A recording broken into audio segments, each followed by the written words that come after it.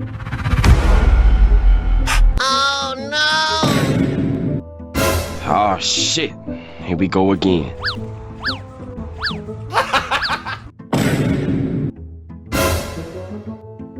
For today's video, dahil nga may pasok ngayon at walang naglalaro sa computer shop, naglaro nga muna si Daddy dyan. Dahil si Daddy ang nagbabantay ng computer shop, water refilling station at laundry shop.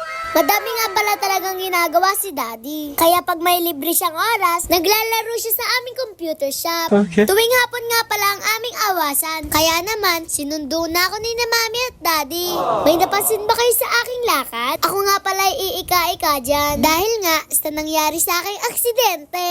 May mga bata nga pala nagtatakbuhan sa covered court. Kaya ako'y nabangga nila. Sobrang sakit nga pala ng paa ko dyan. Lalo na, nung araw na na-aksidente ako. Nagpasundo pa nga ako ng mami nun at ako'y iyak na iyak. Ito nga pala yung araw na hindi ako pumasok. Kasi sobrang sakit ng aking paa. Namaga nga sobrang aking paa. Kaya hindi ako makalakad na maayos. Yan kasi yung mga unang araw na mahirap talaga maglakad. Halos kailangan kong buhatin dyan. Kaso, pinipilit kong lumakad. Kasi sinasabi sa akin ni Mami at ni Daddy, kapag hindi ko daw nailakad ito, ay ipapahilot daw nila ako sa manghihilot. Ayun pa naman yung kinakatakutan ko. Kasi alam ko, kapag hinilot ito, ay siguradong sobrang sakit. Paano masabi? Kaya naman talaga, pinilit kong lumakad. Alam nyo ba yung sobrang sakit? Kaso lang, kailangan ko lumakad kasi ayokong dali sa manghihilot. Kayo ba guys? Takot ba kayo kapag dinadala ko sa manghihilot ng daddy at mami nyo? Paki-comment naman dyan sa baba. Mabalik nga tayo. Doon nga pala sa nakabangga sa akin. Baka pwede, huwag kayo masyadong makukulit at malilikot. Katulad ko, hindi sana ako mababalian kung hindi ako nadisgrasya. Sabi nga ng mami at daddy ko, na aksidente naman ng lahat ng nangyari. Kaya naman, pinatawad ko na kayo. Sana all. Kaya naman sa susunod, dahan-dahan kayo maglalaro. Nung nakakalakad na nga ako ng ayos, sinanay ko na ulit mag-model. O diba ang pabebe? Pagkasundo nga pala sa akin ni na mami at daddy, ang daddy ko naman ay magdi-deliver ng tubig at laundry. Si daddy nga pala ang pansamantala nagdi-deliver ng tubig at laundry dyan. Good job! Dahil nga ang tao namin sa water station ay may sakit. Kaya si daddy muna ang pumalit. Madalas nga palang sumasama si daddy pagdi-deliver ng tubig at laundry. Kasi si daddy ay hands-on sa aming negosyo. Ayaw niya kasi na mapagalitan ng mga customer. Kaya minsan, sumasama na siya para yung mga tao namin sa water station at laundry ay maturuan na maayos. Patapos na nga pala sila mag-deliver ng tubig at laundry dyan. Kaya naman, uuwi na sila. Pag uwi nga pala ni daddy, ay naabutan niya kaming nagbibilyar sa lupa. O diba ang galing? Sa lupa kami naglalaro.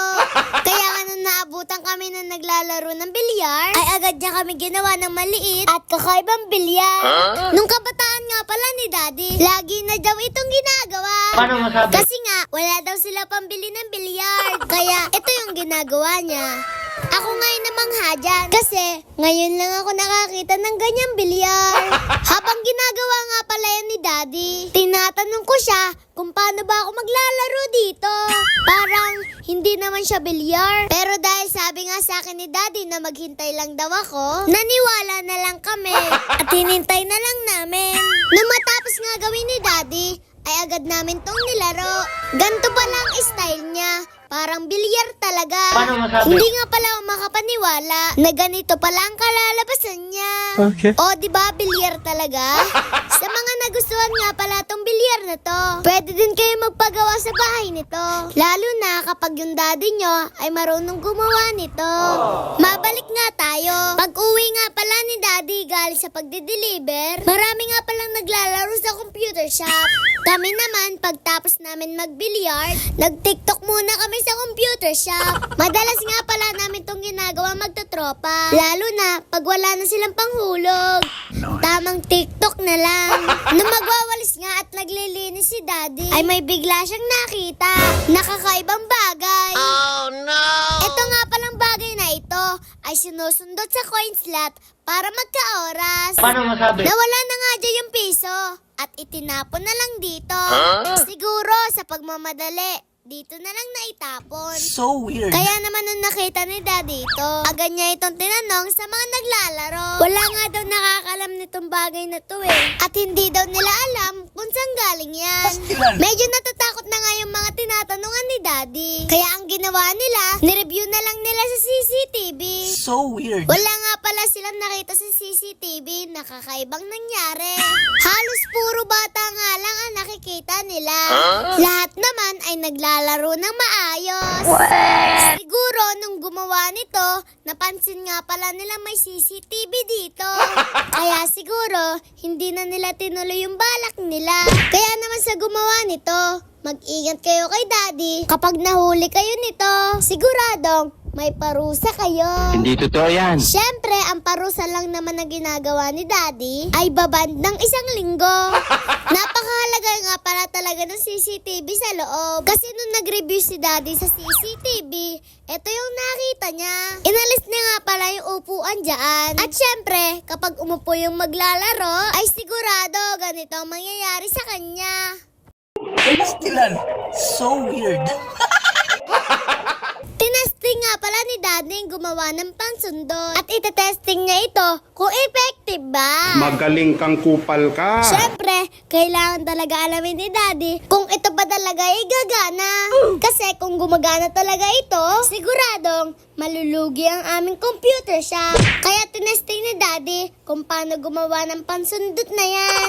Nung matapos nga gawin ni Daddy yung pansundot na yan, ay agad yan tinesting kung gagana pa talaga ito.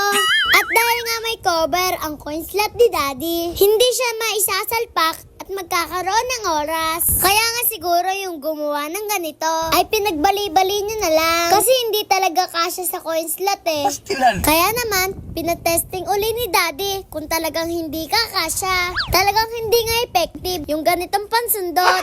Kaya naman nagsubok uli si Daddy ng iba pang pansundot. Kasi kailangan niya talagang alamin kung meron ba talagang nagduduga sa aming computer shop. So weird. Sinubukan nga pala ni Daddy lagyan ng sinulid yung 20 pesos.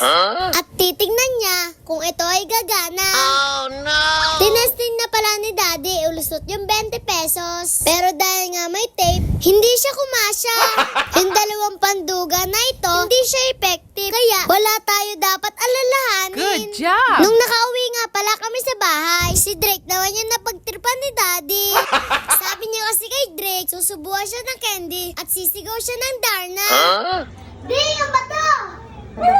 Pastilan.